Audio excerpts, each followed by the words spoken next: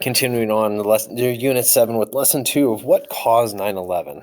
So, again, if 9/11 was the effect, make sure you're listening for the cause. And that's going to be the point of the lesson, which I'll have on the next slide here. But notice how all this is going to be a challenge for the United States in the current world. So, as I just said, what caused it is going to be the point of this lesson. So, a quick review of the W's of 9/11. You're going to notice that we know terrorists did it, Osama bin Laden specifically and his group of Al Qaeda, and we knew that they flew planes and the very specific targets on 9/11 in New York and Washington, D.C. So now we're going to get into the topic of why, and it's actually a two-part answer. So the first one all starts back with the Cold War, when we noticed that the Soviet Union was invading Afghanistan. I talked about this back in a Ronald Reagan lesson back in Unit 6. However, we are going to get a little bit deeper with it. We are actually going to fund the group of people, the rebels, and it's a group of people called the Mujahideen that were actually fighting against the Soviet Union. We wanted them to not win because of containment. So we actually saw this as like a huge payback to Vietnam. The North Vietnamese soldiers, they were getting supplies, aid from the Soviet Union during the time to spread their communism. So this was kind of our like, all right, we're going to get you back. We never committed any troops. We just gave them solely supplies, just like the Soviet Union did with the Vietnam War. So that Mujahideen, that group of people, they were fighting on their home turf, had other intentions, I guess, or home motives, I guess you would say, and added in, they thought they were doing their God's work. Okay, and they actually have a term for this, and it's called jihad, and it really just means struggle. So they did not want the Soviet Union to come into their country and take them over. Okay, so the reason being, it says it in the Quran, that's their holy book. So when you look at the first question in the Soviet Union Afghan War, who did we support? But going into the Quran and what it says, and if you were to take the time to read this, it says, and in the fight in God's cause against those who wage war against you, but do not commit aggression. That's kind of what they took as we are going to officially take the fight to you, Soviet Union. And the jihad is later going to be used against the United States. So it goes on to say, God does not love aggressors, and slay them wherever you may come upon them, and drive them away from wherever they drove you away. For the oppression is even far worse than killing. There shall be no coercion, I can't say that word, in the matters of faith. So again, if they wage war against you, it's okay to wage war back. But don't be the bully, if you want to say it that way. So take a TV timeout. And what does that say in English? What is the Quran saying in simple English?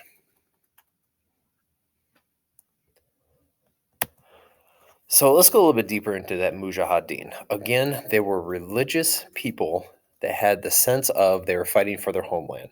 And it helped that the Soviet Union, remember, they got rid of all their churches and such. So they are a godless state and they deem them as infidels. So why this matters is because now they have the religious motive behind it as well. The Mujahideen, they were very big into guerrilla warfare tactics, just like the Viet Cong were, meaning since they know the terrain, they can hide, they can pop out, do their damage, and then get out real quick. But you also notice in that middle picture of them in the back of the truck, that's an example of how we aided them. That's a U.S. technology they have on their shoulder. It's actually called Stingers. And what it is, it's a heat-seeking missile that they can shoot down anything that puts out heat, like helicopters, planes, or whichever. But here's where you're going to see Osama bin Laden moving in. Osama bin Laden was part of that Mujahideen. Okay, he was one of their military leaders, and he was actually pretty well trained in the ways of the military, if you will. And he also had a huge financial support. One thing that's worth noting, Osama bin Laden, his dad was super duper rich. He had basically money and oil, is what it came down to. So when you go into how it all ends, is because over that course of the 10 years of the Soviet-Afghan War, the Soviets never really gained a whole lot of foothold in Afghanistan because of what supplies we were able to give. So down here in the lower right-hand corner is an example of how the Stinger works. So if you were to look up on YouTube Charlie Wilson's War and then see the one that kind of looks like that, it'll show exactly how it looks. So all they had to do was literally point and shoot. And since the Soviet Union had no idea where this was basically coming from, they basically didn't stand a chance. So frustrated, And this just happens to go right at the end of the Cold War with other parts in the world, so the Soviet Union pulls out pretty much. Except for this leads to the problem. The United States left Afghanistan in complete and utter ruins. And since now that Mujahideen, with still US supplies, they're actually going to basically wage a civil war and eventually assume control of Afghanistan. And you're going to notice I'm going to talk about more of the Taliban, Mujahideen, they're the same group, in lesson 3. Okay. Copyright issues, but after the Soviet-Afghan War, the Afghanistan government was ran by which group?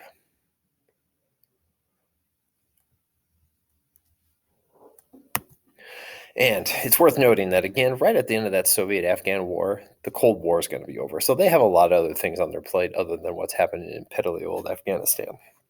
So other things that are going on around the world, you can take the look there, and eventually the Soviet Union is going to be no more. After they have that perestroika and they're going to have basically open elections, Mikhail Gorbachev is going to lose an election to Boris Yeltsin, and he's actually going to bring the idea of republic back to Russia. But the good news is that now the United States doesn't have to worry about the Soviet Union. We can now defend the world against anybody else that deems a threat. Enter in the Persian Gulf War. So now that we have newfound, military freedom, you're going to notice that other parts of the world are going to ask for our help. So this is going to lead into part 2. But I got to start in 1980, so kind of continuing the timeline. So Saddam Hussein, somebody that I mentioned in last lesson, he is actually going to invade a smaller country of Kuwait. Why? Is because he actually got in a war with Iran. So here's Iraq, and then here's Iran. The war that they had was very costly, and it left Saddam Hussein and Iraq in debt. So he invades Kuwait to take over their oil supply in order to sell it to the rest of the world. Well, I'll give you 2 guesses who Kuwait basically gives their oil, or who they sell their oil to. And you probably only need one because we care a lot about this. So why this matters is because after Iraq was able to take over Kuwait, Saudi Arabia also starts feeling the pinch of, well, why wouldn't Saddam Hussein just come towards us? Saudi Arabia also produces a crap ton of oil that we care about. So this now leaves the Prince of Saudi Arabia in a pinch. He needs help. So Osama bin Laden, being the military trained Mujahideen tactic person, I guess you would say, it makes sense to hire him because he's from Saudi Arabia. He's the hometown boy. But he doesn't get picked. He gets salty after the prince or the king or whichever of Saudi Arabia is actually going to pick the United States military forces. We no longer have the Cold War. We can now defend his country against Saddam Hussein. So if you remember, I mentioned the 9/11 president, W. Bush. This is his dad, H.W. Bush. And notice who he's fighting. The guy that W. Bush captured and then later kind of gave the okay to execute, I guess you would say. So this is part 2. Osama bin Laden is super duper salty because of him not being picked to defend Saudi Arabia against Saddam Hussein. So why did Iraq want to invade Kuwait, thus starting the Persian Gulf War?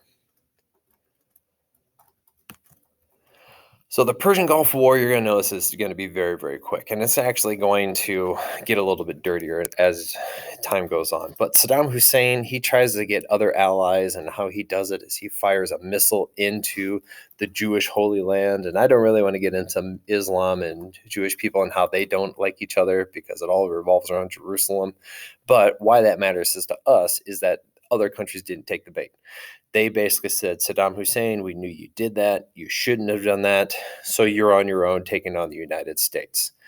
And all the while, the United States military is actually setting up base near Mecca in Saudi Arabia. So this is going to be another reason why Osama bin Laden is going to be upset, because this is Holy Land. They don't believe in non-Muslims to be in this area. And when we set up a military base, that's just going to anger them more. So as I mentioned before, the liberation of Kuwait, when we actually kicked out Saddam Hussein and his Iraqi forces, it didn't take very long. So, why this matters is that when he was taken over, we had him turn over those weapons of mass destruction. So, if you remember last lesson, we thought he had them. Well, yeah, that's kind of how that all ties back. So, when you go into why the other terms of surrender, he had to stay out of Kuwait forever and always. But it was that weapons of mass destruction that's worth noting the most. So, why this all connects back to bin Laden is because when the Saudi king chose the United States, that's when he got salty, part two. And then we talked about him setting up bases inside of Saudi Arabia. That's when he's going to be super salty. And on top of it, again, he didn't get picked. He did not get picked to defend the Saudi Arabia from all that. So I already mentioned all that. But then obviously, he basically took matters in his own hands. And that's when he's going to declare this word jihad against the United States because of the struggle that we caused the military or the Muslim faith. And I can't show that. But why did Osama bin Laden declare jihad on the United States?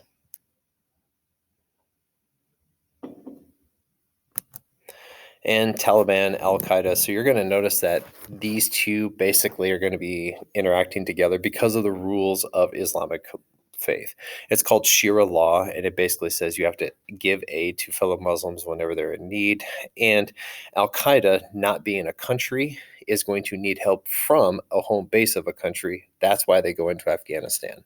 So when this all happens, basically Osama bin Laden declares that we're going to open up attacks on anybody that is raging war against the Muslims, which is civilians, Americans, military personnel. That's why 9/11 happened. So if you go into these different bullets, this is the domino effect. So because of the Cold War, we supported the Mujahideen in containment. Mujahideen won. We left the Afghanistan. Mujahideen had all the power and momentum. They became the government. Taliban took over. They make friends with Al Qaeda, which is friends with Osama bin Laden. And again, since bin Laden didn't get picked to defend Saudi Arabia, you're going to notice he gets salty. And then we set up a military base next to Mecca, which is also going to be a reason why he's going to be all upset. So that is why 9/11 happened. So stop and think. True or false? Osama bin Laden planned 9/11 attacks because he was salty towards the United States.